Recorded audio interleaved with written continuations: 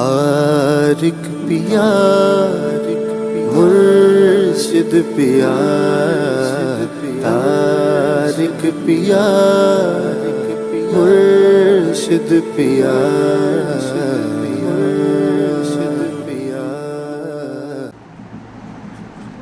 کر رہے ہو ماشاء اللہ؟ کتنے دن ہو گئے؟ 1.5 ہفتہ ہو گیا. تو 1.5 ہفتے میں کوئی پریشانی، کوئی مشکلات؟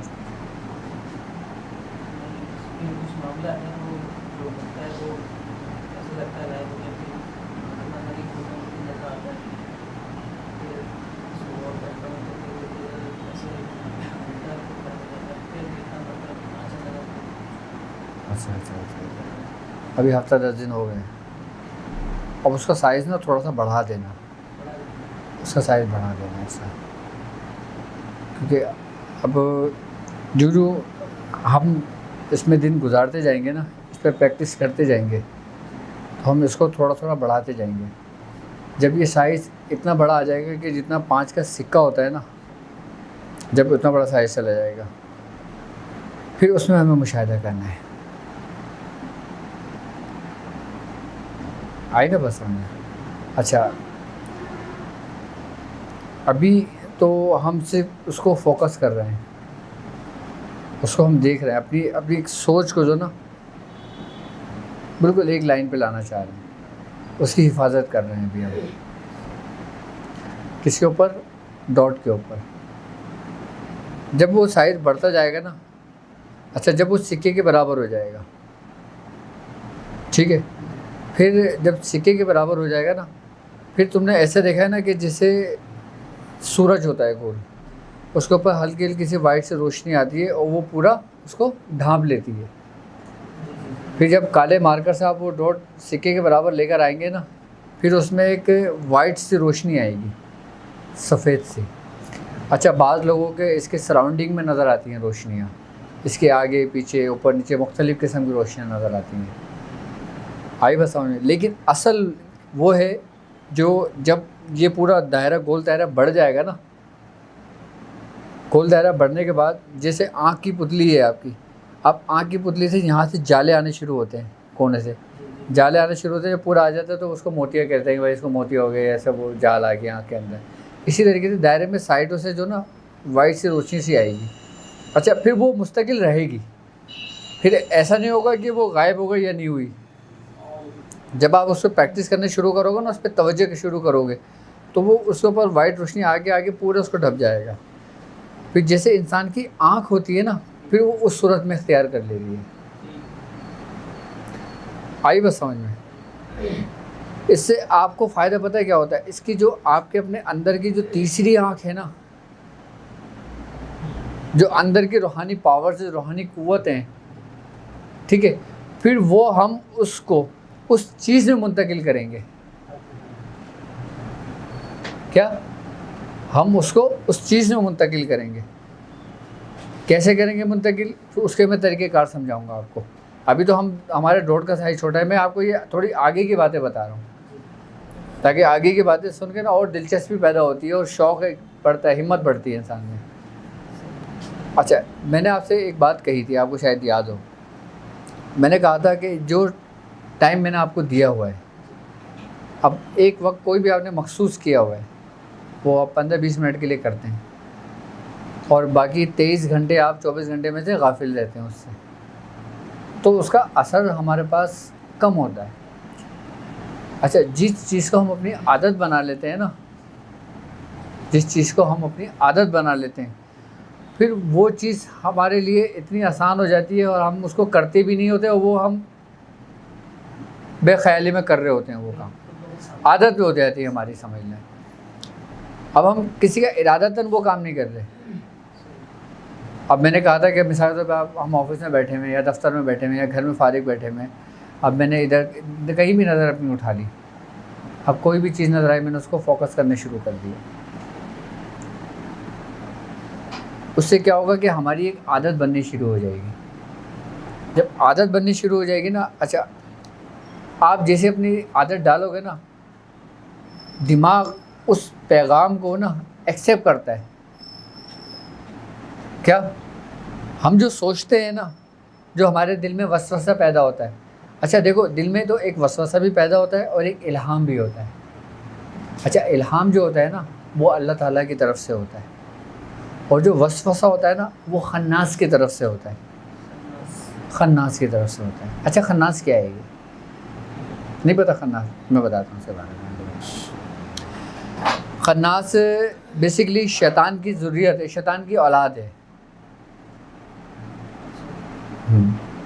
ایک واقعہ ایک ہمارے میاں حضور نے سنایا تھا، ہمیں بتایا تھا اس کے بارے میں، کہ جب حضرت آدم علیہ السلام اور اماں حوا آپ جنت میں تھے تو شیطان نے جب دیکھا کہ وہ تو مردود بارگاہ ہو گیا، اور یہ جو انسان ہے جس کو اللہ تعالیٰ نے اپنا محبوب قرار دیا ہے، کہ اب میں اس کو دیکھتا ہوں، میں اب اس کو گمراہ کرنے کی کوشش کرتا ہوں اور گمراہ کرتا ہوں. شیطان نے یہ ارادہ کیا اور اس نے اپنے ایک بچے کو ایک بکری کی صورت میں کیا، اور اماں حوا کے پاس آیا اور اماں حوا سے کہا کہ یہ بکری کا بچہ ہے، اس کو تم اپنے پاس رکھو، ایسا خیال کرنا میں ابھی کہیں جا رہا ہوں اور میں شام کو واپس میں اس کو لے لوں گا. کس سے کہا؟ اماں حوا سے. تو آپ نے رکھ لیا. اچھا جب حضرت آدم علیہ السلام آئے، آپ نے دیکھا، آپ نے اس کو پہچان لیا. آپ نے کہا یہ کہاں سے آیا؟ تو اماں حوا نے کہا کہ ایسے ایسے ایک شخص آیا تھا، وہ یہ دے کر مجھے رکھ کر گئے. تو آپ نے کیا کرا؟ آپ کو غصہ آیا، آپ نے کہا یہ شیطانی ہے. آپ نے اس کو ٹکڑے ٹکڑے ٹکڑے کیا اور پہاڑوں پہ لے جا کر پھینک دیا. کیا کرا؟ پہاڑوں پہ لے جا کر اس کو پھینک دیا. جب وہ شیطان آیا بھیس بدل کے، اس نے اماں حوا سے کہا کہ کہاں ہے میرا بکری کا بچہ؟ تو اماں حوا نے پورا واقعہ بیان کرا کہ حضرت آدم علیہ السلام آئے تھے اور انہوں نے غصے میں اس کے ٹکڑے ٹکڑے کرے اور اس کو پہاڑوں میں پھینک دیا. شیطان چلا گیا. شیطان نے کہا اچھا یہ میں اس کو سنبھال کے رکھنا. پھر بکری کی صورت اس نے اختیار کر لی، پھر وہ چھوڑ کے چلا گیا. پھر ہم آدم علیہ السلام آئے، پھر یہی واقعہ پیش آیا. آپ نے پھر اس کے ٹکڑے ٹکڑے کرے، اس کو سمندروں میں پھینک دیا. پھر شیطان آیا، اس نے اماں حوا سے کہا کہاں ہے میرا بچہ بکری کا؟ تو انہوں نے کہا کہ آدم علیہ السلام اس طریقے سے. تو شیطان نے آواز دی، وہی بکری کا بچہ دوڑا چلا آیا. تو شیطان نے کہا کہ اب اس کا خیال کرنا. پھر شیطان چلا گیا. پھر حضرت آدم علیہ السلام آئے، آپ کو بہت غصہ آیا، آپ بڑے جلال آپ آئے، آپ نے اس کو ذبح کرایا. ذبح کر کے دونوں نے اس کو کھا لیا، حضرت آدم علیہ السلام اور اماں حوا نے، اور کہا کہ اب یہ آواز دے کے بلائیں، اب یہ ہمارے جسم میں چلا گیا. خیر جب وہ آپ نے کھا لیا، جب شیطان آیا لینے کے لیے تو شیطان نے کہا کہ اماں حوا سے کہاں ہے میرا بچہ؟ تو اماں حوا نے کہا کہ وہ تو اس طریقے سے آدم علیہ السلام نے اس کو ذبح کیا اور ہم لوگوں نے کھا لیا. تو شیطان نے کہا میں یہی تو چاہتا تھا، کیا کہ اب میری اولاد بھی آدم کی اولاد میں رہے گی. تو پھر اس کا جو جگہ جو قائم مقام دیا گیا تھا نا، پھر وہ اس کو خناس کا نام اس کو دیا گیا تھا بزرگوں نے. بڑی مستند بات ہے، یہ واقعہ ہے یہ. ہاں یہ بہت لوگ پہلی بار سنیں گے، پہلی بار سنیں گے، اور یہ باقاعدہ خود میاں حضور کی زبانی ہم نے سنا ہے. یہ میاں حضور نے بالکل تفصیل اسی ترتیب سے یہ واقعہ بیان کیا تھا. وہ خناس ہے، وہ اس کا قائم مقام ہے نا یہ جگہ جسم کے اندر. اب وسوسے جو خیالات ہمارے دل میں آتے ہیں، نبی کریم صلی اللہ علیہ وسلم کا فرمان ہے نا، آپ نے کیا فرمایا تھا کہ شیطان جو ہے نا وہ انسانی جو دل ہوتا ہے اس سے بالکل چپکا ہوا ہے.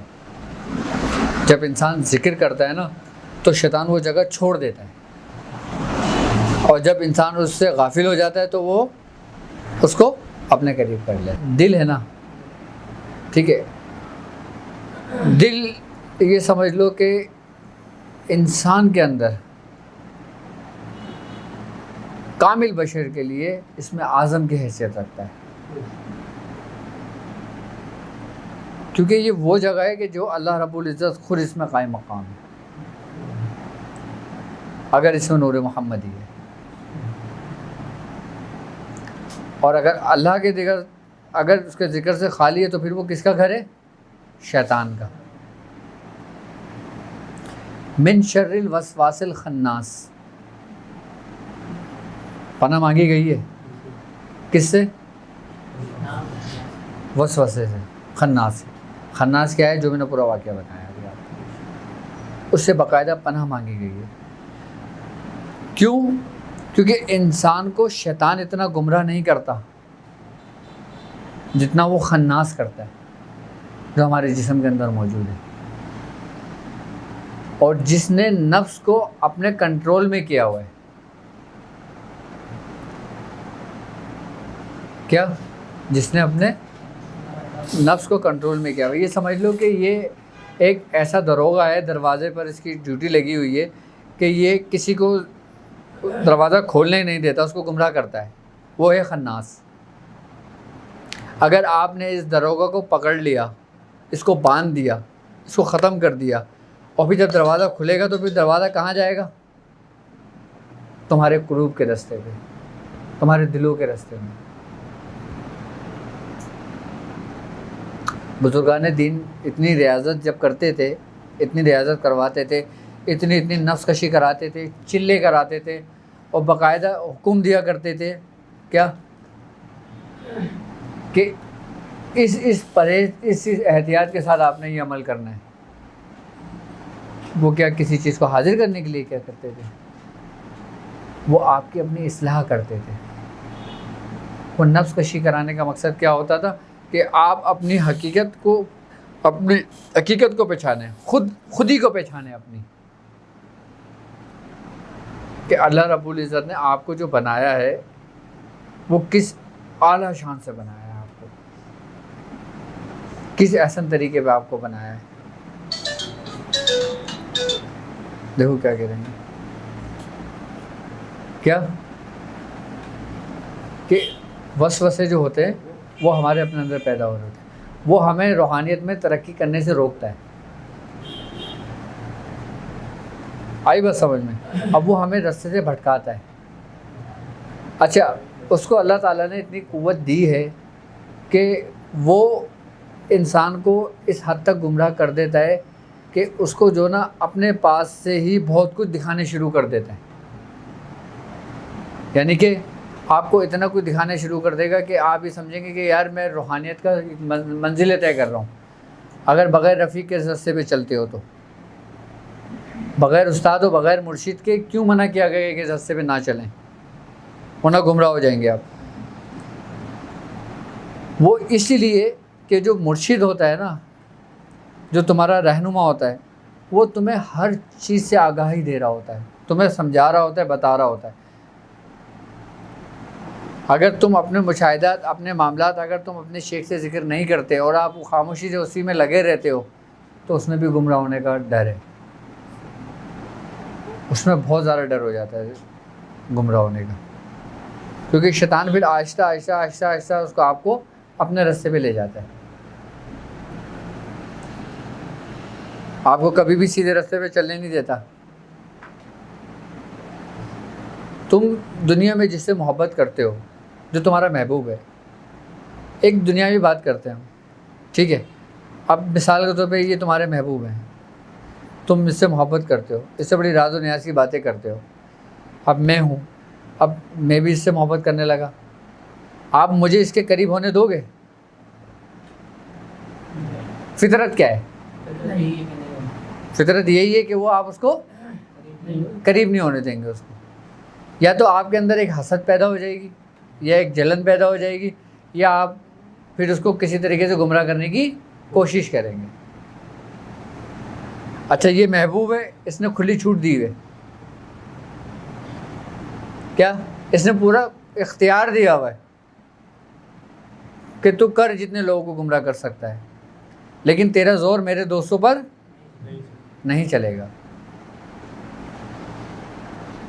سب سے پہلی جو ریاضت ہوتی ہے نا، سب سے پہلی جو روحانیت میں ریاضت ہوتی ہے وہ نفس کشی ہوتی ہے. اچھا یہ بغیر شیخ کی توجہ سے بھی نہیں ہوتی مکمل یہ منزل. یہ وہ منزل ہے جو لا کی منزل ہے، یعنی کہ عالم ناسوت کی ہے.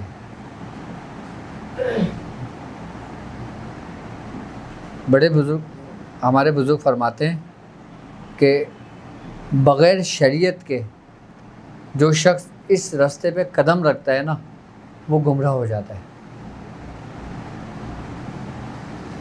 کیا؟ اگر آپ شریعت کو چھوڑ کر اس راستے پہ قدم رکھتے ہو تو آپ گمراہ ہو جاتے ہو. اور شیطان کے آپ تابع ہو جاتے ہو. پھر چاہے آپ کتنے ہی کامل کیوں نہ ہو جاؤ، وہ کاملیت نہیں ہوتی ہے، وہ پھر استدراج پیدا ہو جاتا ہے انسان کے اندر. استدراج کیا ہے؟ شیطانی قوت ہے.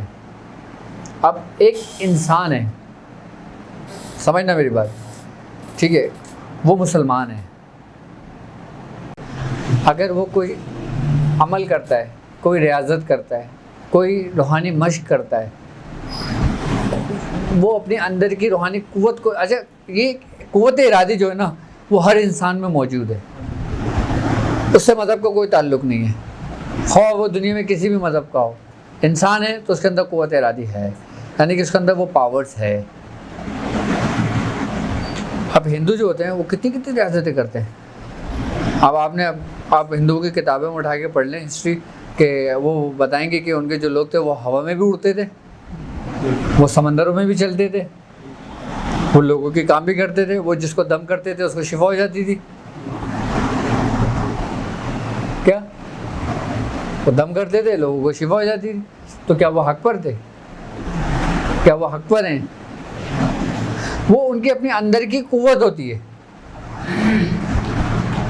اندر کی جو روحانی قوت ہوتی ہے نا، یہ اس کے ذریعے وہ کام لیتے ہیں. اچھا جب ہم کسی چیز پہ ریاضت کرتے ہیں نا تو پھر ہمارا اس کے اوپر آہستہ آہستہ کنٹرول ہونے شروع ہو جاتا ہے. کیا؟ آہستہ آہستہ ہمیں اس چیز پہ کنٹرول ہونا شروع ہو جاتا ہے. اب جیسے مثال کے طور پہ ایک شخص کوئی موٹر مکینک کا کام سیکھ رہا ہے، ٹھیک ہے، جب وہ آہستہ آہستہ کسی ہیلپر کے ساتھ، کسی کے ساتھ مل کے کام کرتا ہے، استاد کے ساتھ، اب استاد کو دیکھ بھی رہا ہوتا ہے، کر بھی رہا ہوتا ہے، سب کچھ کر رہا ہوتا ہے، کچھ سال گزرتے ہیں وہ بھی کرنے لگتا ہے، کیونکہ وہ بھی اس کے اندر ہنر پیدا ہو جاتا ہے، وہ سب کچھ سمجھ لیتا ہے، جان لیتا ہے. پھر وہ استاد اگر نہیں ہوتا نا تو وہ پوری بائک تیار کر دیتا ہے، پورا انجن کھول کے بنا دیتا ہے، وہ ہر چیز سیکھ جاتا ہے اس سے. آئی بات سمجھ میں؟ اب روحانیت کا کلیہ کیا ہے؟ کہ روحانیت کا کلیہ یہ ہے کہ اللہ تبارک تعالیٰ قرآن میں کہتا ہے کہ لیس للانسان الا ما سعی، کہ انسان کو وہی کچھ ملتا ہے جس کی وہ کوشش کرتا ہے. اب یہاں جو لفظ آ رہا ہے نا یہ انسان کا آ رہا ہے، کہ یعنی کہ انسان جو کوشش کرے گا اس کی محنت ضائع نہیں جائے گی، چاہے وہ کسی بھی مذہب سے تعلق رکھتا ہو. اب میرے کئی شاگرد ہندو بھی ہیں، عیسائی بھی ہیں. اب وہ کہتے ہیں کہ ہم روحانی مشق کر رہے ہیں، ہمارے اندر یہ کیفیتیں پیدا ہو رہی ہیں. کیا؟ کہ ہمارے اندر یہ کیفیتیں پیدا ہو رہی ہیں. اب ہم کیا کریں آگے؟ وہ قوت ارادی ہی جاگ رہی ہے، وہ اندر کی قوت ہی جاگ رہی ہے جس کو ہم جو چاہ رہے کرنا. ہمارا مقصد، مین فوکس یہی ہے نا اس مشق کرانے کا، یا کچھ اور ہے؟ یہی ہے نا کہ انسان کی اندرونی پاورز جاگے، قوت جاگے. جب پاور قوت جاگے گی نا پھر ہم اس کو کنٹرول کریں گے. پھر ہم اس کے، ابھی تو یہ روحانی مشق تو ایک چھوٹی سی ایک مشق ہے، یہ تو اس کی ابتدا ہے. آئی بات سمجھ میں؟ ابھی تو ہم نے ایک لمبا سفر طے کرنا ہے. مقصد یہ ہے کہ یہ نہیں کہ نقطے کی مشق ہماری کمپلیٹ ہوئی اور ہم مراقبے میں چلے گئے. یا ہم نے پڑھنا شروع کر دیا یا ہم نے عمل کرنا شروع کر دیا. میں چاہ رہا ہوں کہ آپ ابھی مراقبہ کرنے سے پہلے اپنے اس چیز میں اتنے کامل ہو جائیں کہ آپ کا ایک لمحے کا بیٹھنا بھی جو نا ضائع نہ جائے. آپ 4 گھنٹے مراقبے میں نہ بیٹھیں, آپ صرف 5 منٹ مراقبے میں بیٹھیں, لیکن اس طریقے سے بیٹھیں جو صحیح طریقے کار ہو. کیا بھائی 5 گھنٹے نہیں بیٹھیں آپ 5-10 منٹ بیٹھیں, لیکن اس ترتیب کے ساتھ بیٹھیں. وہ 5 گھنٹے بیٹھنے سے بہتر ہوگا. ابھی جب مشق ہماری, ہم اس سے تھوڑا سا اسٹیپ سے بڑھیں گے نا تھوڑا, جب یہ دائرہ ہمارا 5 کے سکے کے برابر ہو جائے گا, آئی بس سمجھ میں.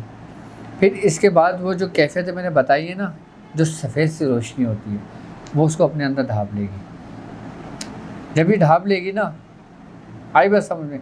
اس کے بعد پھر ایک میں نے جو کیا تھا, میں اس کی آگے کی بات ایسی بتا دیتا ہوں آپ کو. ہمارے میاں حضور نے جو نا, جو دھاتیں ہوتی ہیں نا, دھات جو کہلاتی ہے, جیسے لوہا ہو گیا, تانبا ہو گیا, اور پیتل ہو گیا, سکہ ہو گیا, چاندی ہو گئی, آئی بس سمجھ میں. اس کو ریشو بتایا تھا, آئی بس سمجھ میں, کہ اتنا اتنا ہی لینا ہے. اور اس سے ایک پتری بنوائی تھی, جیسے ایک چادر ہوتی ہے نا, ایسی چادر بنا کے, اور اس کو پوری گول کے اندر ایک پتری بنا دی تھی, جو تقریباً اتنے بڑی بنی تھی, اس پیپر کے سائز پتری بنائی تھی. وہ پوری گولائی میں تھی, آئی بس سمجھ میں.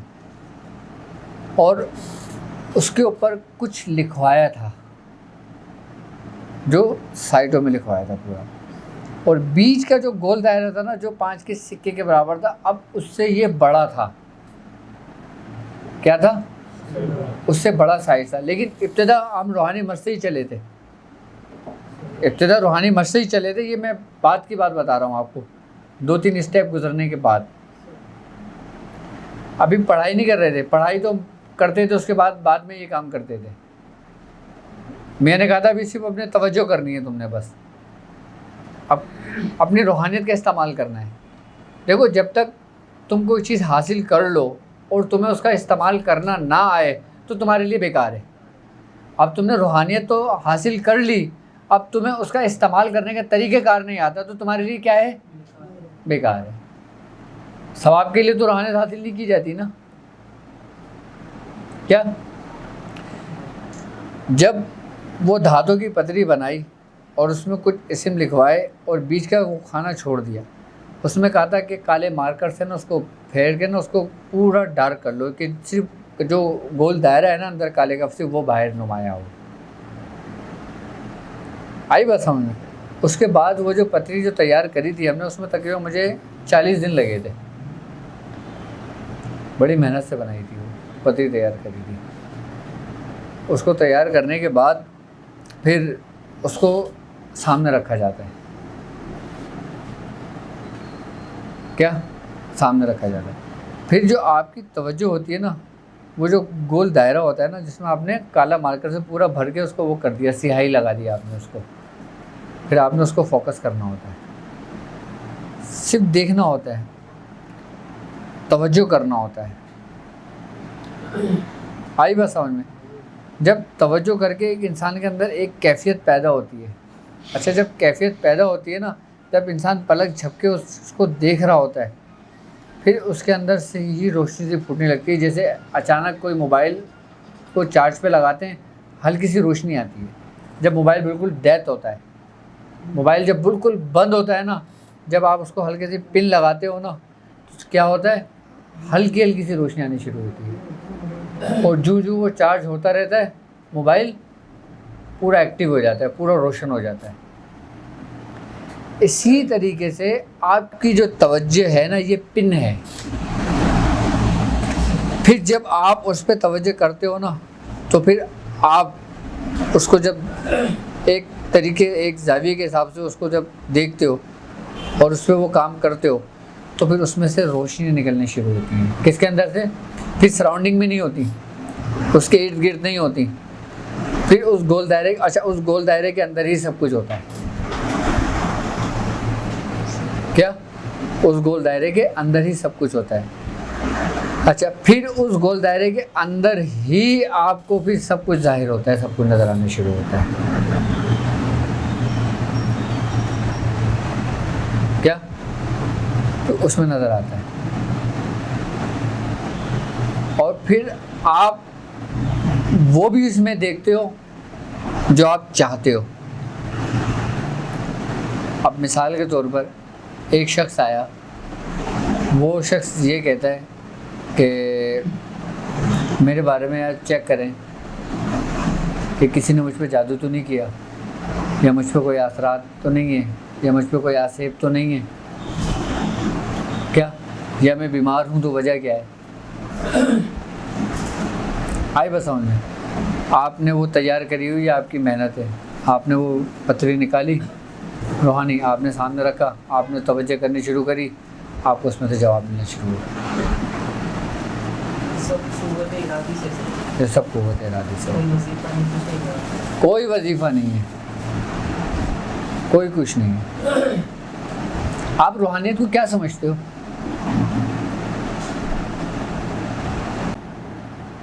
آپ روحانیت کو کیا سمجھتے ہو؟ روحانیت کیا پڑھائی کی محتاج ہے؟ کسی وظیفے کی محتاج ہے؟ کسی عملیات کی محتاج ہے؟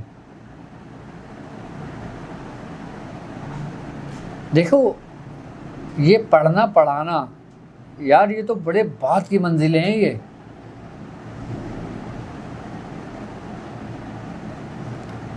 آپ کیا پڑھ رہے ہو آپ کو پتہ ہے؟ اپنے رب کا کلام. جب تک تم اپنے رب کے کلام کو سمجھو گے نہیں تو تم پڑھو گے کیسے؟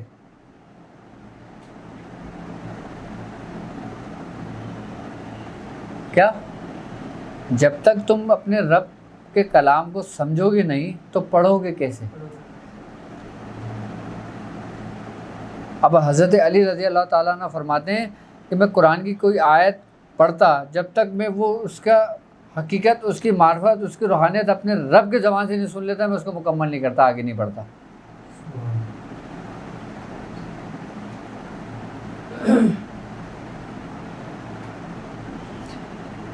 تم اپنے رب کا کلام پڑھنے کے قابل ہو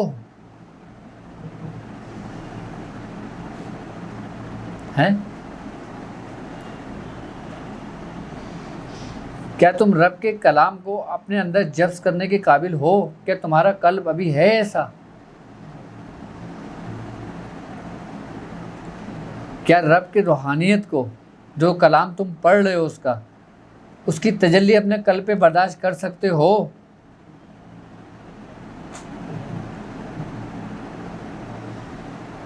کیا تم اس تجلیات الہی میں اپنے رب کا مشاہدہ کر سکتے ہو؟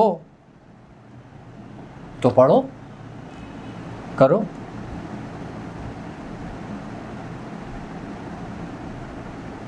دیکھو دنیا میں 3 قسم کے لوگ ہیں. کیا؟ ایک وہ جو اپنے دل میں دنیا کی محبت رکھتے ہیں, ایک وہ جو آخرت کی محبت یا آخرت کا ڈر و خوف رکھتے ہیں, یعنی کہ طلب دنیا, طلب عقبہ. اور تیسرے کون لوگ ہیں؟ جو مرد کلندر ہیں. جو مرد کلندر ہیں کون ہے وہ؟ جو طلب مولا ہوتے ہیں, یعنی کہ اپنے صرف اور صرف مالک کی طلب رکھتے ہیں. ان کو جنت سے, دوزخ سے, عذاب سے, ثواب سے ان کو کوئی غرض نہیں ہوتا. ایک دفعہ کا واقعہ ہے, حضرت رابعہ بصری آپ ایک جگہ سے گزر رہی تھیں. آپ نے ایک مولوی صاحب کو دیکھا کیا کہ وہ لوگوں کو جو نا جنت کے بارے میں بتا رہے تھے, اور بڑے شان و شوکت سے بتا رہے تھے کہ جنت میں یہ ہوگا, جنت میں وہ ہوگا, جنت میں ایسا ہے, جنت میں یہ ہے. تو رابعہ بصری جب گزری آپ کے کان میں یہ آواز آئی، آپ ٹھہر گئیں، آپ رکیں، آپ نے اس شخص کو دیکھا، کیا کہا کہ مولانا اپنے رب سے ڈرو. کیا؟ اپنے رب سے ڈرو. تو اس مولانا نے کہا ارے وہ دیوانی جا اپنا کام کر. تو آپ نے رابعہ بصری نے فرمایا کہ اگر تو جنت کی لالچ میں یہ لوگ عبادت کرنے پہ لگ جائیں تو ان کی عبادت ان کے منہ پہ مار دی جائیں گی. کیا؟ اگر یہ جہنم کے خوف سے عبادت کرنا سیکھتے ہیں تو یہ جہنم میں ڈالے جائیں گے، اور اگر یہ صرف و صرف اپنے مالک کے لیے کرتے ہیں تو وہ ان کو اپنے دیدار سے محروم نہیں رکھے گا. حضرت رابعہ بصری فرماتی ہیں کہ اگر جنت میں تمہیں تمہارے رب کا دیدار میسر نہ ہو تو وہ تمہارے لیے قید خانہ ہے. وہ جنت تو نہیں رہی. جنت تو خالی ایک عیش و عشرت آسائش کا نام ہے نا.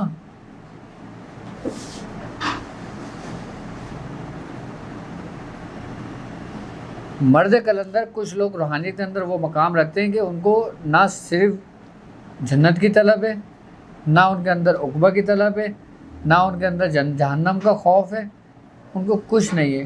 وہ صرف رب کے دیدار میں کے شوق میں ہے. وہ صرف اب کلام الہی پڑھنا کیسا ہے پھر اس رب کا کلام؟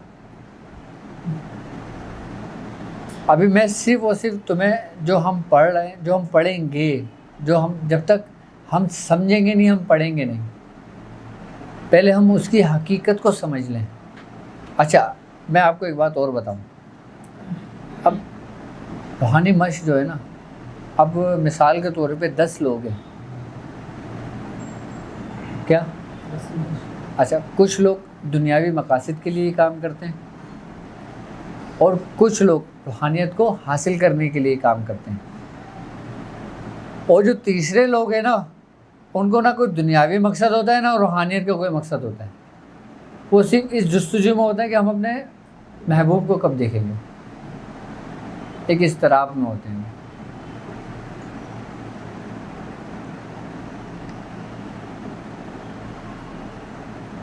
نبی کریم صلی اللہ علیہ وآلہ وسلم جب آپ اپنے ابتدائی دور میں غار حرا میں جایا کرتے تھے تو آپ کیا کیا کرتے تھے؟ اس وقت تو کوئی کلام نہیں اترا تھا، کوئی قرآن پاک نہیں اترا تھا. ابتدا سرکار دو عالم صلی اللہ علیہ وآلہ وسلم سے ہے اس کی. کہاں سے؟ تو ہم کس کے راستے پر ہیں؟ آپ صرف غور و فکر کرتے تھے، آپ کچھ نہیں پڑھتے تھے. کیا؟ آپ غور و فکر کرتے تھے، آپ صرف مراقب ہو کے بیٹھ جایا کرتے تھے اپنے رب کی کلام کرنے کے اس سے. اور جب وہ وقت آیا تو کلام جب ہوا تو پھر کیسا کلام ہوا؟ نبی کریم صلی اللہ علیہ وآلہ وسلم کی پوری زندگی ہمارے لیے جینے کا ایک بہترین طریقہ ہے. آئی بات سمجھ میں؟ روحانیت کی ابتدا جو ہے ہم لوگ جو کر رہے ہیں نا، ہم لوگ یہ بالکل اس ابتدائی دور سے کر رہے ہیں اور اس کو اتنی ابتدا سے کر رہے ہیں کہ جو سمجھ لو کہ اس کی ابتدا ہی یہی ہے. اب میں آپ کو پڑھنے کے لیے دے دوں کچھ، آپ اپنی تعداد پوری کرو گے، آپ کو اس کی اہمیت کا پتہ ہے؟ لیکن آپ نے تعداد پوری کرنی ہے اس کی.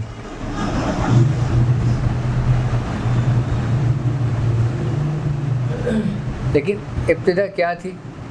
پہلے سوچا، پھر غور و فکر کیا، پھر مراقبے میں بیٹھ گئے. یہ وہ طریقہ کار ہے جو سرکار دو عالم صلی اللہ علیہ وآلہ وسلم کا تھا. یہ ہمارے بزرگوں نے سینہ بسینہ سے چلایا تھا. یہ سمجھ لو کہ ایسا تھا کہ جیسے چھوٹے بچے کی ہم تربیت کر رہے ہیں، اور ہم سب ابھی چھوٹے بچے ہی ہیں.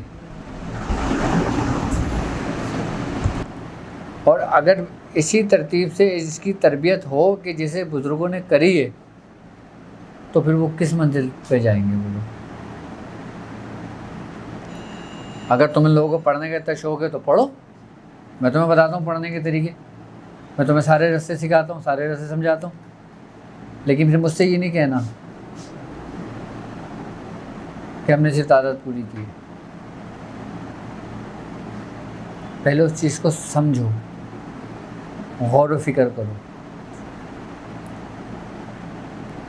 آئی بس سمجھ. انسان جو ہے نا اپنے تصور سے، کیا اپنے تصور سے پوری کائنات کو تخلیق کر سکتا ہے.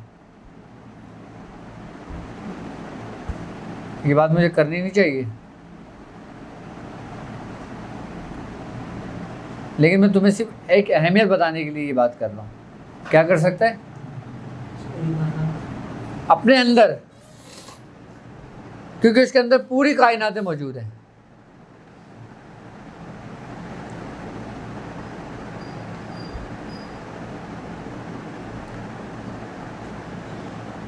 صرف کس کے ذریعے؟ تصور کے ذریعے. اب تصور کی اس سب سے بڑی مثال حضرت سلیمان علیہ السلام کا دربار دیکھ لو آپ، کہ جو آصف بن برخیہ، آپ نے ملکہ بلقیس کا جو تخت منگایا تھا وہ کوئی پڑھ کے منگایا تھا کیا؟ آپ نے کوئی چلہ کرا تھا 40 دن کا کیا ہے؟ یا آپ نے سورہ اخلاص پڑھی تھی کیا؟ کیا تھا وہ جو حضرت سلیمان علیہ السلام نے اپنے دربار میں کہا، جو بہت دیو ہیکل جن تھا، اس سے کہا کہ تم ملکہ بلقیس کا تخت کب تک لے آؤ گے میرے پاس؟ وہ جو اپنے عروج تھی اس کی طاقت، اس نے کیا کہا تھا، حضور آپ کا جو دربار برخاست ختم ہونے سے پہلے میں تخت لے آؤں گا. آپ نے کہا نہیں، بہت دیر ہو جائے گی.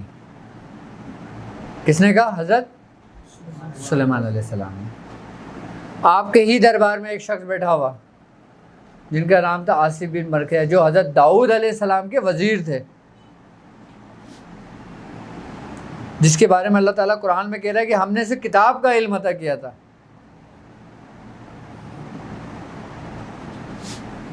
جب حضرت سلیمان علیہ السلام نے آصف بن برخیہ سے کہا تو آصف بن برخیہ نے کیا کہا تھا، حضور آپ اپنی آنکھیں بند کر کے کھولیں گے تخت آپ کے سامنے ہوگا. تم تصور کو کیا سمجھتے ہو؟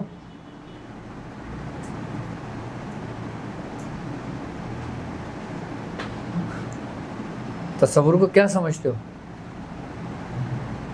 کہ تصور کی پاور اور تصور کی قوت کیا ہے؟ تصور شیخ تو بہت بات کی بات ہے، ابھی خالی تصور ہی سمجھ لو تو کافی ہے.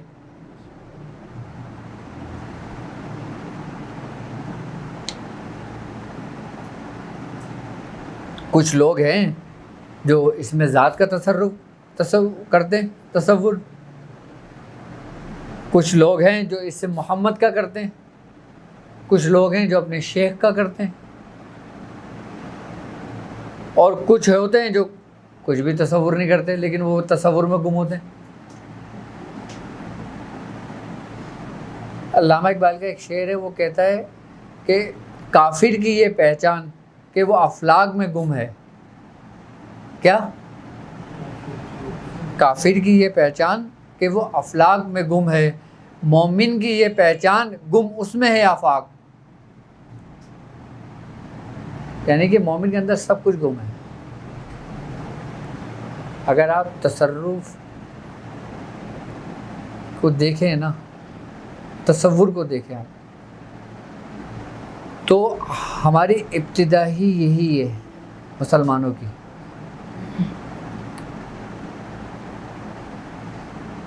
آپ کو نماز کا حکم جو دیا گیا کیا ہے وہ؟ نماز جو پڑھتے ہیں کیا ہے وہ؟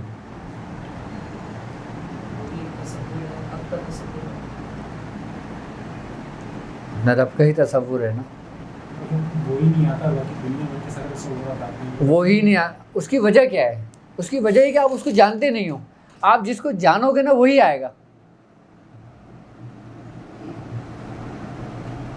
آپ اس کو پہچانتے نہیں ہو.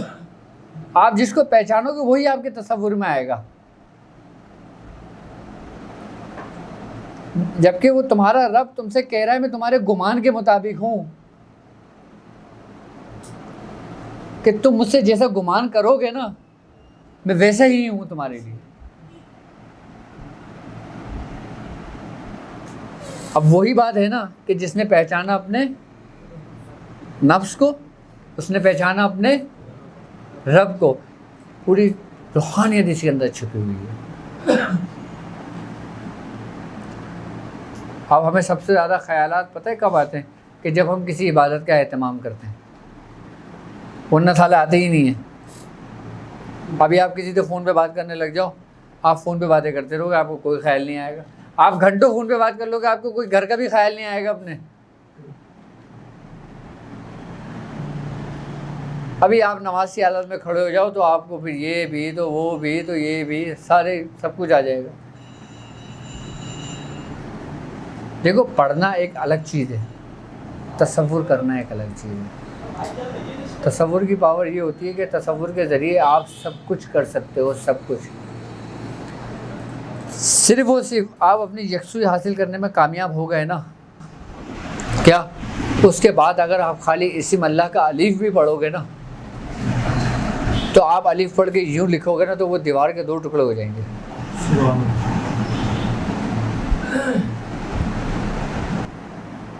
کسی ایک چیز پہ محنت کر لو، کسی ایک چیز پہ، لیکن پھر اس میں گم ہو جاؤ۔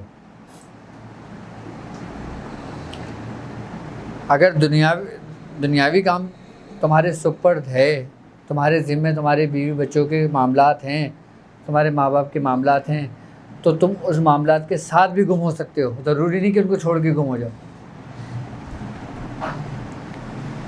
جب ہمارا پڑھائی کا دور شروع ہوا تھا نا، تو ہمارے میاں حضور نے پتہ ہے کیا کہا تھا؟ کیا میاں حضور نے جب عمل دیا تھا نا، میاں حضور نے پتہ ہے کیا کہا تھا؟ میاں حضور نے کہا تھا کہ میں تمہیں دے تو رہا ہوں، لیکن یہ سوچنا کہ تمہارا دنیا میں کوئی بھی نہیں ہے۔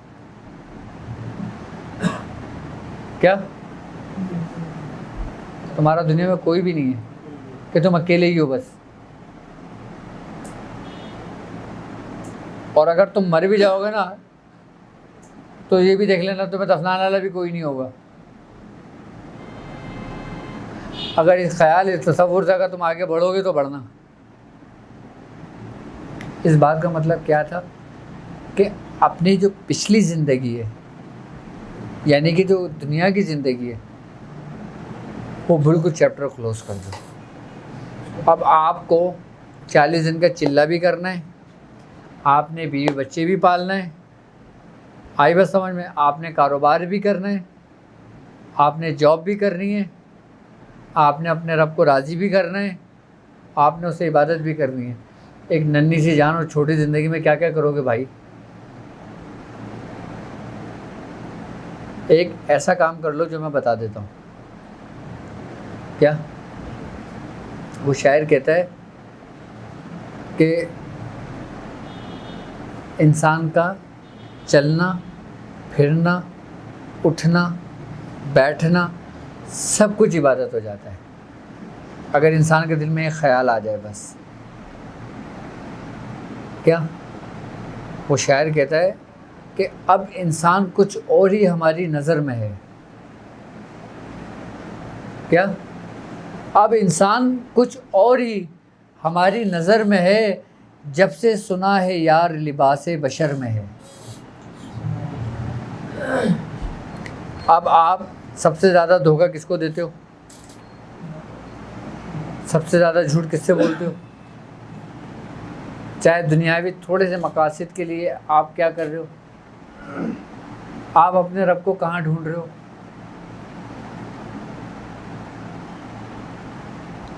آپ ہر غلط سمت ہی جا رہے ہو نا یار۔ آپ اپنے آپ کو کیوں نہیں سمیٹ لیتے؟ اب جس چیز کا تمہارے استاد نے حکم دے دیا، تم یہ سمجھ لو کہ اس کا حکم تمہارے لیے امر ہے، کس کا درجہ رکھتا ہے، تو تم کامیاب ہو گئے۔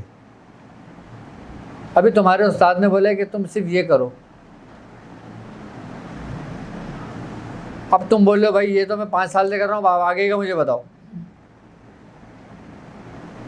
یہ تو میں 10 سال سے کر رہا ہوں، آگے کا بتاؤ.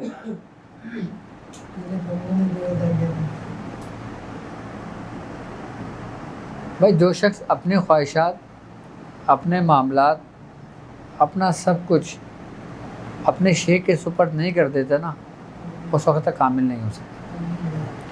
اچھا یہ ایک بڑے مزے کی بات ہے یار، کہ ابھی میں نے کلام الہی کی تمہیں بات بتائی تھی کہ اس کے پڑھنے کا کیا کمال ہونا چاہیے، کیا درجہ ہونا چاہیے. اب جو طریقہ میں بتا رہا ہوں نا، اب اس طریقے سے ہر کوئی اس طریقے سے نہیں پڑھ سکتا. کیا نہیں کر سکتا. اب جو دوسرے لوگ پڑھ رہے ہیں، وہ چاہے اپنے شیخ کی محبت میں پڑھ رہے ہیں، اپنے دنیاوی مقاصد کے لیے پڑھ رہے ہیں، اپنے کسی معاملات کے لیے پڑھ رہے ہیں، تو کیا ان کا پڑھنا بیکار ہے؟ نہیں، ان کا پڑھنا ہرگز بیکار نہیں ہے. اس کو ثواب ملے گا ان کے ظرف کے حساب سے، ان کی نیتوں کے حساب سے اس کی روحانیت ان کو ملے گی. اس کی مثال ایسے ہے، فرعون جو تھا نا، فرعون وہ ایک خاص پیالے میں شراب پیتا تھا. اب دنیاوی جس نے خدائی کا دعویٰ کیا نا، اس کا واقعہ بتا رہا ہوں. فرعون نے خدائی کا دعویٰ کیا تھا نا، وہ ایک خاص پیالہ تھا اس کا، اس کو اس پیالے سے بڑی محبت تھی. وہ اس پیالے میں شراب پیتا تھا. ایک دن اس کا وہ پیالہ گم ہو گیا اس کے دربار سے. اب وہ فرعون بڑا غصے میں آیا، پیالہ نہیں ملا. وہ اس کے غم میں رہنے لگا، پیالے کے شراب نہیں پی رہا کہ میں اسی پیالے میں پیوں گا. اس کا پسندیدہ پیالہ تھا. تو اس نے اپنے دربار میں یہ اعلان کرایا کہ جس کو یہ پیالہ ملے گا نا، میں اس کو آزاد کر دوں گا. اس غلام کو میں آزاد کر دوں گا جس کو وہ پیالہ ڈھونڈ کے لائے گا. اب جی پورے دربار میں سارے لوگ لگ گئے، شہر میں منادی ہو گئی، تمام لوگ ڈھونڈنے میں لگ گئے کہ بادشاہ سلامت کا پیالہ ڈھونڈنا ہے تاکہ اس سے جان چھٹے. سب لگ گئے، دربار میں جتنے لوگ موجود تھے وہ بھی سب لگے گئے. ایک بڑھیا عورت آئی، اس نے بولا بادشاہ سلامت مجھے وہ پیالہ آپ کا مل گیا ہے، یہ آپ کا پیالہ ہے. تو بادشاہ نے پیالہ دیکھا، فرعون نے اس کو چوما اور کہا واہ بھائی واہ کہ میں نے تجھے آزاد کیا. اس بڑھیا نے کہا تم نے مجھے آزاد کیا؟ فرعون نے کہا ہاں میں بہت خوش ہوں، میں نے آزاد کیا. پھر بڑھیا نے کہا کیا تم نے مجھے آزاد کیا؟ بادشاہ فرعون اور خوش ہوا. اس نے کہا جاؤ جتنے بھی دربار میں جن لوگوں نے کوششیں کری نا، میں نے سب کو آزاد کیا. کیا جتنے لوگوں نے پیالہ ڈھونڈا ہے میں نے ان سب کو آزاد کیا، جو میرے درباری ہیں. سب نے کوششیں کری نا. اب اس کا وزیر بول اٹھا. وزیر نے بولا بادشاہ سلامت فرعون کیا کر رہے ہو تم، کہ تم نے ایک جو لے کر آیا خالی اس کو آزاد کر دیتے؟ تو فرعون نے بولا نہیں، میری پسندیدہ چیز تھی، اس کو ڈھونڈنے میں ان تمام لوگوں نے کوشش کی. پیالہ تو کسی ایک ہی کو ملنا تھا نا، سب کو تھوڑی ملتا، لیکن کوششیں تو سب نے کی ہے نا، تو میں نے سب کو آزاد کر دیا. اور وہ تمہارا رب جو رب الارباب ہے، تو تمام بادشاہوں کا بادشاہ ہے. جب ایک دنیاوی فرعون اپنے غلاموں کو آزاد کر سکتا ہے تو تمہارے رب کی کیا شان ہے؟ ہم تمام لوگوں کی مثالیں ایسی ہیں کہ جیسے سب نے وہ پیالہ ڈھونڈا، ملا کسی ایک ہی شخص کو تھا، ایک ہی تھا نا، ایک ہی کو ملتا. اب سب ڈھونڈنے میں لگے ہیں، سب ڈھونڈو، ہم بھی ڈھونڈ رہے ہیں، تم بھی ڈھونڈو. اب جس کو مل گیا تمہارا رب، وہ تو ایک ہی کو ملنا ہے نا. پیالہ تو ایک ہی ہے، اور یہ پیالے میں جو جام ہے نا، یہ معرفت کا جام ہے، یہ روحانیت کا جام ہے. اب وہ تمہارے سامنے رکھا ہوا ہے،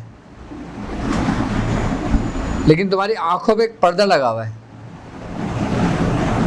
تمہاری آنکھوں پہ ایک پردہ، ایک حجاب ہے جو تمہیں وہ نظر نہیں آ رہا، ہے تمہارے سامنے. استاد اور مرشد کا کام کیا ہوتا ہے کہ اس پردے کو ہٹانا. ہمارے میاں حضور نے ایک واقعہ سنایا، ایک بات بتائی ایک ہندو گرو تھا، اس چیلے کو اس ہندو گرو کے ساتھ تقریباً 30 سال گزر گئے۔ جب اس چیلے نے دیکھا کہ مجھے اس 30 سال کے عرصے میں گرو سے مجھے کوئی فائدہ نہیں ہوا، کیا مجھے کوئی فائدہ نہیں ہوا، تو میں اب کوئی دوسرا گرو تلاش کرتا ہوں، مجھے سے کوئی فائدہ نہیں ہو رہا اس استاد سے، میں کوئی دوسرا استاد تلاش کرتا ہوں۔ تو وہ اپنے گرو کے پاس آیا، وہ اپنے گرو سے محبت بہت کرتا تھا۔ اس نے گرو سے کہا گرو مجھے اجازت دے کہ اب میں یہاں سے رخصت ہوں۔ تو گرو نے کہا کیوں، کیا ہو گیا، کہاں جاؤ گے؟ اس نے کہا گرو 30 سال میں مجھے کوئی فائدہ نہیں ہوا۔ تو گرو نے کہا تجھے فائدہ نہیں ہوا؟ اس نے کہا حضور مجھے کوئی فائدہ نہیں ہوا، میں تو جہاں سے چلا تھا میں تو وہیں کھڑا ہوں۔ تو گرو نے کہا اچھا ہے، تو نے ہماری بڑی خدمت کی ہے، 30 سال ہمارے ساتھ ساتھ رہا ہے، کہ تجھے اس کا صلہ تو کچھ ملنا چاہیے۔ اس نے کہا اچھا جا میری کھوٹلی میں جا، وہاں پہ ایک صندوق رکھا ہوا ہے، وہ اٹھا کے لا۔ چیلا اس کی کھولی میں گیا اور وہ صندوق اٹھا کے لے کر آیا، اس نے گرو کے سامنے رکھ دیا۔ گرو نے کھولا، گرو نے کہا اس میں سے چھوٹا باکس نکالو۔ چیلے نے نکالا، تو گرو نے کہا اچھا یہ چھوٹا باکس بھی کھولو۔ اس نے جب چھوٹا باکس کھولا تو اس میں ایک پتھر رکھا ہوا تھا۔ کیا تھا؟ پتھر رکھا ہوا تھا۔ گرو نے سمجھنا یہ مثال یہ بڑی کام آئے گی تمہارے، اس میں ایک پتھر رکھا ہوا تھا۔ تو گرو نے کہا کہ پتھر نکال۔ اس نے چیلے نے پتھر اٹھایا، تو گرو نے پوچھا یہ کیا ہے یہ؟ اس نے کہا حضور یہ تو مجھے کوئی پتھر لگتا ہے۔ آپ نے کہا اچھا کوئی لوہے کا ٹکڑا لاؤ۔ اب وہ لوہے اٹھا کے لایا، گرو نے کہا اس کو اس پہ رگڑ۔ جب اس نے اس کو اس پہ رگڑا تو وہ سونے کا بن گیا۔ ارے چیلا تو خوش ہو گیا، حضور یہ تو استاد یہ تو پارس ہے۔ کیا ہے؟ پارس پتھر ہے، یہ جس چیز کو چھولے وہ سونے کا بن جاتا ہے۔ اچھا یہ پارس کس میں رکھا ہوا تھا؟ لوہے کے باکس میں۔ جب اس نے نکالا تھا تو گرو نے، چیلا بہت خوش ہوا۔ گرو نے کہا جائے تو لے جا، تیرا حق بنتا ہے، لیکن ایک بات بتا۔ تو چیلے نے کہا کیا؟ گرو نے کہا یہ اس باکس میں تقریباً 30 سال سے ہی رکھا ہوا ہے، یہ باکس سونے کا نہیں بنا، تو نے ابھی لوہا اٹھایا اس پہ رگڑا اور وہ سونے کا بن گیا، تو نے کوئی غور و فکر کیا؟ اس نے کہا نہیں استاد۔ اس نے کہا اچھا تو غور سے اس صندوق کو دیکھ۔ جب اس نے صندوق کو دیکھا تو اس میں کپڑے کا ایک پردی رکھی ہوئی تھی، تہ بنی ہوئی تھی۔ تو اس نے کہا استاد اس میں تو کپڑے کی تہ ہے۔ تو استاد نے کہا یہ وہی تہ ہے جو تیرے اور میرے بیچ میں ہے، جو تجھے سونا بننے سے روک رہی ہے۔ جس طریقے سے اس پارس نے اس صندوق کو سونا بننے سے روکا، اس پتری نے، اس پردے نے۔ فرمایا یہ جو ہمارے اور تمہارے درمیان ایک حجاب ہے نا، تو اس کو اٹھا دے اور آپ مجھ میں ضم ہو جا۔ تجھے میں دنیا کے لیے نہیں اپنے لیے تیار کر رہا ہوں۔ اس نے وہ وہیں پتھر پھینکا، وہ گر گیا حضور کے قدموں میں۔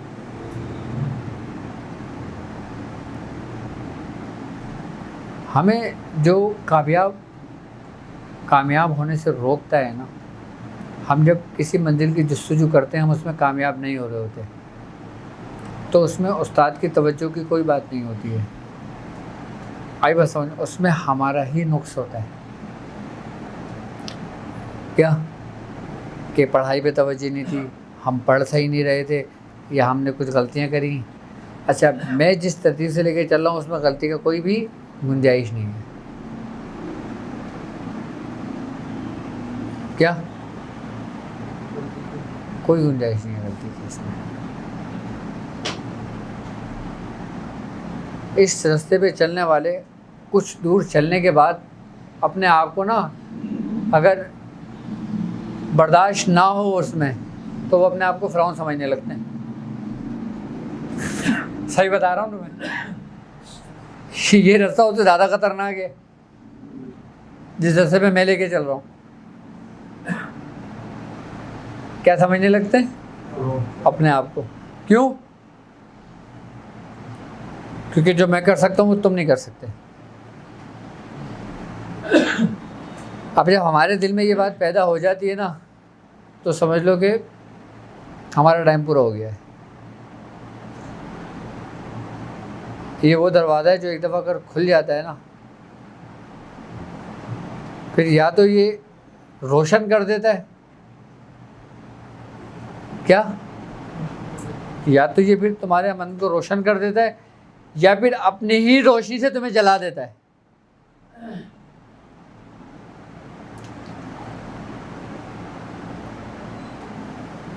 یا تو یہ روشن کرتا ہے یا پھر یہ روشنی سے ہی جلا دیتا ہے. اب تم اس کمرے میں جتنی روشنی ہے تم اتنا برداشت کرو گے. ابھی یہ بلب سامنے لگا ہوا ہے، ٹھیک ہے، میں اس کو اپنے حساب سے جتنی برداشت کر سکتا ہوں میں کروں گا. اس کے بعد اس کی تھوڑا سا اور بڑھا دو، نہیں کر سکتے. اور بہت زیادہ روشنی کر دو تو آپ تو دیکھ ہی نہیں سکتے روشنی کی طرف. ابھی جتنی کم سے کم ہوتی جائے گی آپ آسانی کے ساتھ اس کو دیکھتے رہو گے. جو جو یہ بڑھتی جائے گی آپ کی آنکھوں میں اندھیرا آنا شروع ہو جائے گا. یعنی کہ ہم اپنے کوشش، اپنے توجہ اور اپنے اس سے ہی سب کچھ کر رہے ہوتے ہیں. بس اس چیز پہ دھیان دینا، ہم نے جو کچھ کرنا ہے نا وہ اپنی توجہ سے کرنا ہے. کس سے کرنا ہے؟ توجہ. ہم نے پڑھنا بھی ہے، ہم نے ذکر بھی کرنا ہے. کیا؟ ہم نے ذکر بھی کرنا ہے، ہم نے پڑھنا بھی ہے، ہم نے مراقبہ بھی کرنا ہے، ہم نے سب کچھ کرنا ہے. ہم نے ہر وہ کام کرنا ہے جو ہمارے بزرگوں نے کیا، ہمارے بزرگوں نے سکھایا. ہم نے ہر وہ کام کرنا ہے. لیکن ہر چیز کے ایک طریقہ کار ہے نا. اب لوگ مجھ سے کہتے ہیں کہ آپ پڑھنے کو نہیں دیتے، آپ نقطے پہ توجہ کرانا ہے، اب اللہ کے اسم پہ توجہ کرا لیں. تو میں نے کہا بھائی تم اللہ کے اسم پہ توجہ کر لو. اگر آپ نے اس میں ذات پہ توجہ کرنا ہے تو تم اس پہ کر لو، مجھے کیا بتا رہے ہو. لیکن میں جو طریقہ کار سمجھا رہا ہوں اس پہ چلنا ہے تو اسی نقطے پہ ہی توجہ کرنا ہے. کیونکہ ابھی تم اس کی اہمیت، اس کی حیثیت، اس کی حقیقت کو تم جانتے نہیں ہو. آج کے دور میں آپ یہ دیکھیں جو بنیاد ہوتی ہے نا، بیس، وہ کوئی بھی نہیں بتاتا، کوئی بھی نہیں سکھاتا. تم کسی کے پاس بھی چلے جاؤ وہ صرف تمہیں کیا بولے گا کہ بھائی اللہ کا ذکر کرو، اس میں ذات کا تصور کرو، مراقبہ کرنا ہے اللہ کے اس سے کرو. کیا؟ لیکن اس سے پہلے کیا ہے؟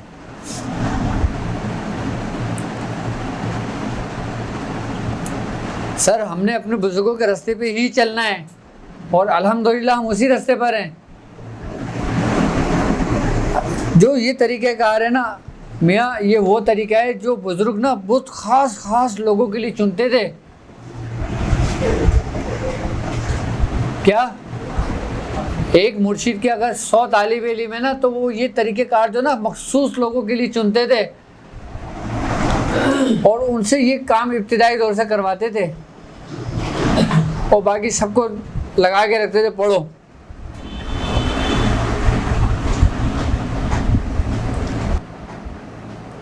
ان کو پتہ تھا کہ جو 10 لوگ میں نے تیار کرے نا وہ ہر بندہ 10 لوگوں کو تیار کرے گا، اور جو 90 لوگ پڑھ رہے ہیں نا ان کو ثواب ملے گا، وہ جس مقصد کے لیے کر رہے ہیں وہ ان کو پورا ہوگا.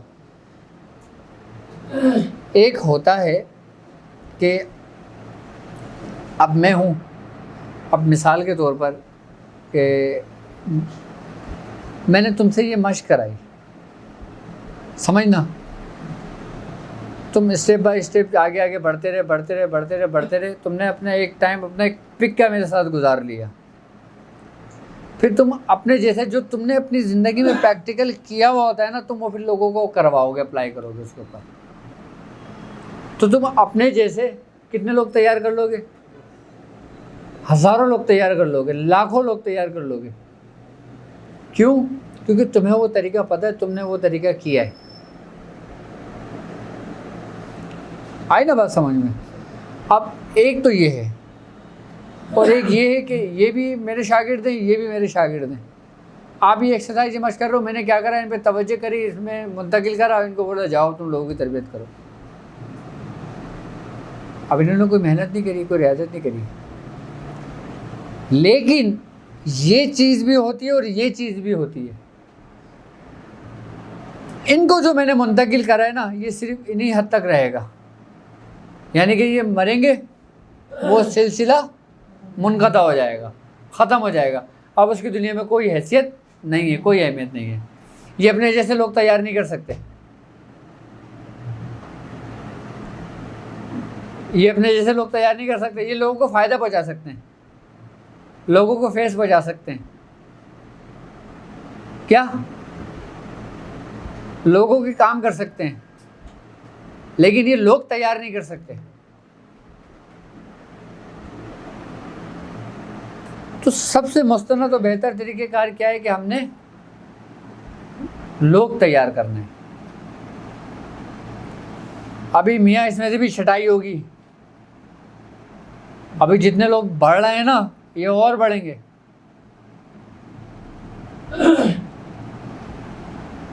کیا جو کسی دنیاوی مقصد کے لیے آئے گا نا، وہ چلا جائے گا. جو ہماری محبت اور روحانیت میں آئے گا نا، وہ آخری سانس تک ہمارے ساتھ کھڑا رہے گا. اب اس میں چاہے 5 بچیں، چاہے 10 بچیں، چاہے 1 بچے، ہمیں بھی وہ عزیز ہے. عزیز تو سب ہیں، لیکن ایک ایک ہوتا ہے پھر. بس یعنی کہ آپ کے اندر جو چیز منتقل ہوئی نا، پھر وہ آپ کی حد تک محدود رہے گی، پھر آپ اس کو آگے منتقل نہیں کر سکتے. آپ کا فیض ختم ہو گیا مرنے کے بعد. لیکن آپ نے ایک ریاضت کری، ایک محنت کری ہے، سب کچھ کرا ہے، پورے اسٹیپ بائی اسٹیپ چلیں، بالکل اسی ترتیب سے چلیں، تو آپ اپنے جیسے 10 لوگ تیار کر لو گے.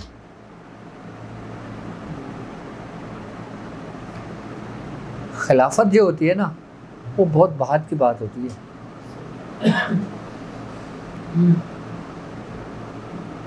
پہلے مرید کی تربیت ہوتی ہے، اس کی اصلاح ہوتی ہے، اس کے بعد جا کے پھر وہ بہت بات کی منزل آتی ہے. میاں حضور نا، میں آپ کو بات بتاؤں. اب آپ کو میاں حضور پہلے مرید بھی نہیں کرتے تھے. ہمارے سامنے کی بات ہے، لوگ آگے بولتے تھے میاں مرید کر لو. میاں بولتے تھے تمہیں اتنی جلدی کیا ہے، کر لوں گا. ابھی رکو، پہلے تم بیٹھو میرے ساتھ، میری محفل میں بیٹھو، مجھے دیکھو، سمجھو، کیونکہ مرید ہونا کوئی اتنا آسان تھوڑی ہے. کوئی نہیں کرتے تھے، بہت کم کرتے تھے. خلافت تو بہت دور کی بات ہے. کیا خلافت تو بہت دور کی بات ہے. مرید نہیں کرتے تھے میاں.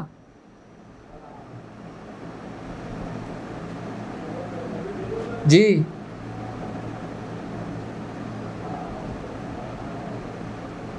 میری اپنی بات ہے، مجھے باہر تجھے کیا ضرورت؟ کیا میری اپنی بات ہے، مجھے باہر تجھے کیا ضرورت؟ ہاں، جب وقت آئے گا بلانے. 98 میں جب میں اس رستے پر آیا تھا نا، تو میں نے میاں سے کہا تھا کہ مجھے مرید کرنے کا. نہیں کرا تھا. پتہ ہے کب کرا تھا مرید؟ میرے خیال سے مجھے شاید 4 سال کے 3 سال کے بعد کیا تھا، 5 سال کے بعد. کہا تھا پہلے اس قابل تو ہو جاؤ، مرید بنو گے. بس وہ جو اس قابل کا جو دور تھا نا، وہی ہماری تربیت کا دور تھا، 5 سال کا اصل جو دور تھا.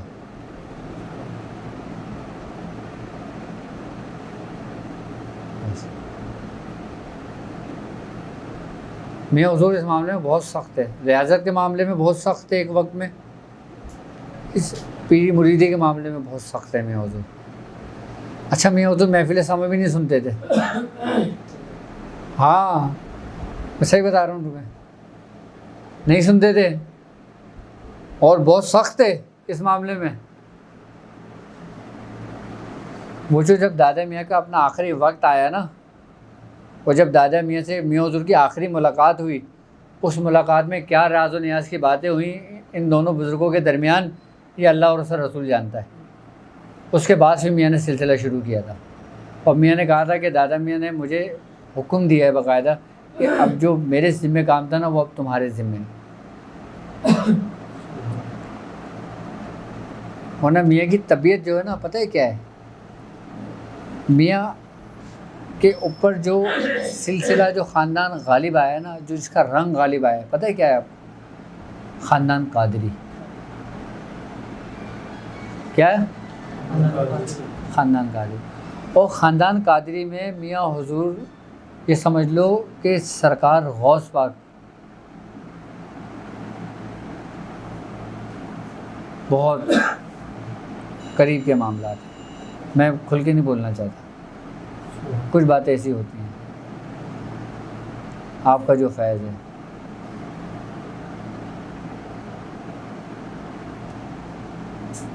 میاں حضور کو سرکار غوث پاک سے بہت محبت اور عقیدت ہے، بہت عقیدت ہے، بہت محبت ہے، اور یہی رنگ میاں پہ غالب آیا تھا۔